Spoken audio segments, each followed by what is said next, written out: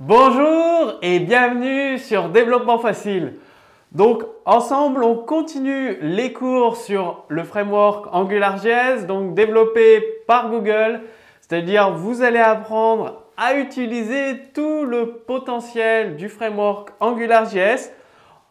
Pour résumer, c'est un framework qui permet littéralement de simplifier votre développement JavaScript HTML5 en séparant votre vue, le modèle et le contrôleur. Donc vos fichiers JavaScript, vos fichiers HTML5, une communication entre les deux par système de binding avec AngularJS. Donc cela permet de créer une architecture très solide, très évolutive.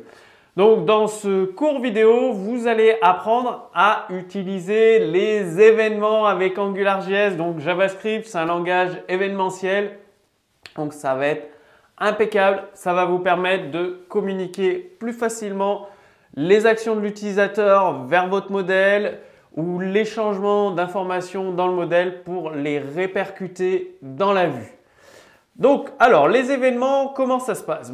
Comme je vous l'ai expliqué dans les derniers cours, une vue informe le contrôleur des actions effectuées par l'utilisateur. C'est-à-dire, si l'utilisateur il renseigne un formulaire, nom, prénom, adresse postale, adresse email, et qui valide, ou même en cours pendant le renseignement du formulaire en temps réel, ça va communiquer avec un contrôleur et le contrôleur va choisir de mettre à jour ou non les données. Donc, AngularJS possède des attributs supplémentaires pour justement vous permettre de réagir à ces événements HTML.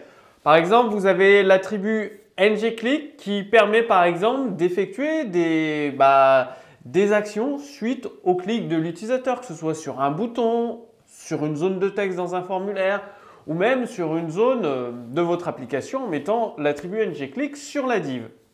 Donc cet attribut attend comme valeur une fonction du contrôleur à appeler lors du déclenchement de l'événement tout simplement, c'est-à-dire ngClick égale la fonction JavaScript que vous allez appeler. Donc un petit exemple, c'est ce qu'il y a de plus parlant.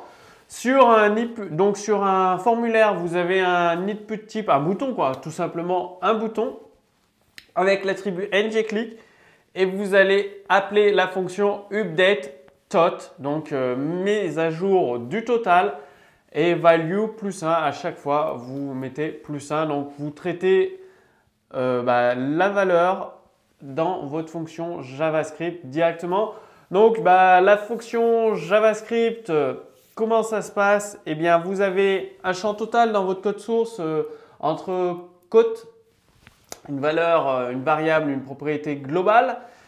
Eh bien, dans la fonction JavaScript qui correspond à updateTot, eh bien, qu'est-ce que vous faites? Scope.total, donc avec le scope, vous avez eu un cours qui vous explique les scopes en détail. Ça vous permet de récupérer des valeurs du modèle et vous la mettez à jour. C'est-à-dire qu'à chaque fois l'utilisateur va cliquer sur ce bouton, ça va incrémenter de +1 le total affiché. C'est aussi simple que ça. Donc, pensez à mettre au contrôleur avec, là il y a une petite erreur sur le code source, ng-controller, au lieu de ce soit event controller, ce serait plutôt au contrôleur tout simplement. Donc, vous avez également l'attribut nChange qui réagit lui à une valeur de changement dans un champ via l'événement HTML change, unchange, souvent que vous connaissez en JavaScript, l'événement assez classique. Donc par exemple, vous pouvez utiliser un champ texte qui est déclenché à chaque modification de l'utilisateur. C'est-à-dire, dans le champ texte, à chaque fois que l'utilisateur rentre une donnée, ngChange modifie message, ça va appeler la fonction JavaScript modifier message et dans cette fonction, vous pouvez modifier le message en direct, message info entre côtes, toujours en passant par le scope et via cette fonction modifie message, elle est déclarée sur le scope et elle est incluse dans une fonction de type contrôleur. Vous avez bien évidemment l'attribut ng submit que vous mettez sur le bouton sur votre formulaire. Ça vous permet au moment où l'utilisateur valide votre formulaire, vous avez ng submit, donc la fonction de validation du formulaire qui est appelée. Donc vous pouvez faire tout un tas de vérifications. Est-ce que les données renseignées sont correctes? Par exemple, envoyer les informations soumises pour les mettre dans votre base de données, les enregistrer, interroger un autre service à distance. Vous pouvez faire beaucoup de choses avec ng-submit d'une façon entièrement automatique. C'est l'avantage. Alors, qu'est-ce que vous avez d'autre? Vous pouvez bien évidemment utiliser d'autres attributs pour réagir aux événements HTML. La majorité des événements HTML, JavaScript que vous connaissez sont gérés par AngularJS. Par exemple, vous avez l'attribut ng-double-clic. C'est pour capturer l'événement de double-clic de l'utilisateur. ng-keydone, c'est lorsque l'utilisateur appuie sur une touche, vous capturez cet événement. ng-focus, c'est lorsque l'utilisateur sélectionne par exemple une div, un champ d'un formulaire, il sélectionne quelque chose. Vous avez ng-focus qui est déclenché. Alors maintenant, vous allez passer à un exemple pratique avec un exemple de code source complet et commenté. Ça va vous permettre de voir un petit peu comment tout cela fonctionne.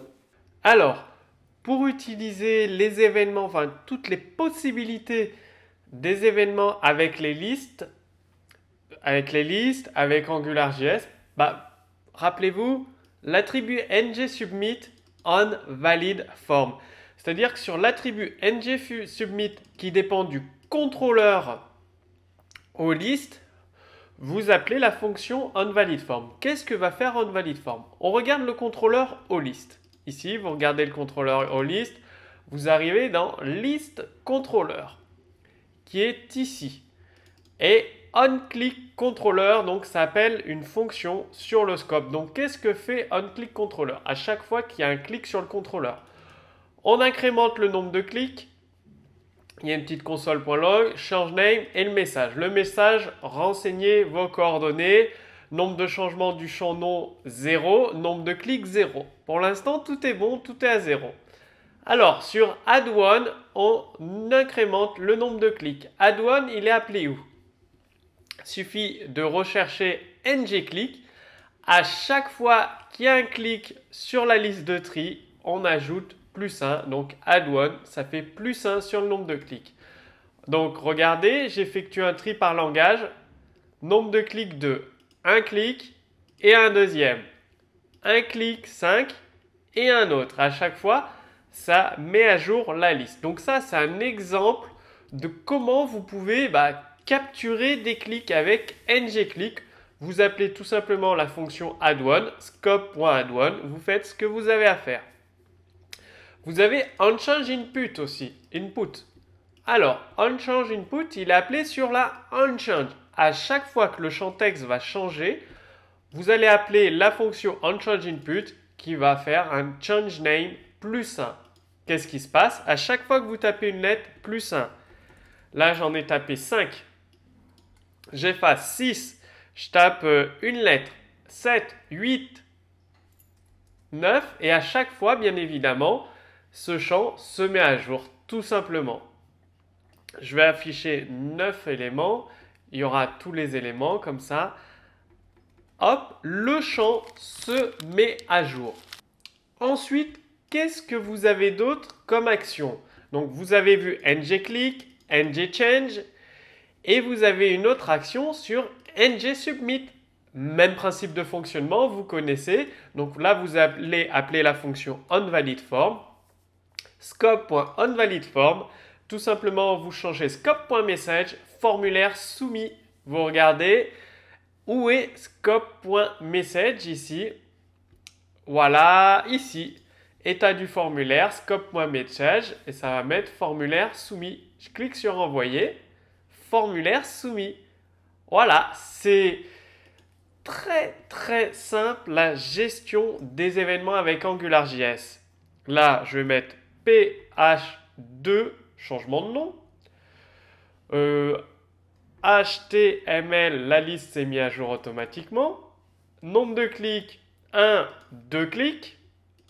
Par valeur, 4 clics. Et ici, renseigner vos coordonnées. Il y a un formulaire avec renseigner ses coordonnées. Envoyer, formulaire, soumis. Et tout ça, pensez à NG-Click, NG-Change, NG-Submit. Et à chaque fois, vous associez des fonctions. C'est aussi simple que ça. Donc maintenant, c'est à vous de jouer. Alors maintenant, c'est à vous de jouer. Donc commencez déjà par télécharger le code source complet et commenté sous ce cours vidéo. Ensuite, si vous avez des questions, vous pouvez les poser directement sous cette vidéo à l'équipe Développement Facile qui vous répondra. Et maintenant, vous avez un formulaire sous cette vidéo. Il vous suffit de renseigner votre prénom et votre adresse email et vous recevrez des cours complets sur AngularJS, sur les frameworks Phaser, des cours pour vous aider à développer des applications performantes. Et si vous voulez aller beaucoup plus loin dans le développement d'applications performantes HTML5, JavaScript, CSS3, il y a une bannière, un lien cliquable juste au-dessus de moi. Vous cliquez dessus, vous serez redirigé vers une deuxième vidéo. Vous allez découvrir la méthode développement facile, c'est-à-dire comment développer 2 à 3 fois plus rapidement des applications, toujours avec une architecture très solide, évolutive, facilement maintenable dans le temps. Ça va vous permettre de travailler en équipe, donc à plusieurs développeurs sur une application, tout simplement, à coder une seule fois une web app et à la déployer via un framework Angular, Ionic Framework sur tous les smartphones et les tablettes, que ce soit Android ou Apple ou même Windows Phone. Donc vraiment, tout ça, je vous explique tout ça dans la deuxième vidéo et l'équipe Développement Facile est là pour vous accompagner personnellement, répondre à vos questions individuelles, vous aider pour votre cas spécifique avec des exemples de code source supplémentaires. Donc, cliquez simplement sur le lien, sur la bannière là juste au-dessus de moi. On se retrouve tout de suite dans la deuxième vidéo. À tout de suite!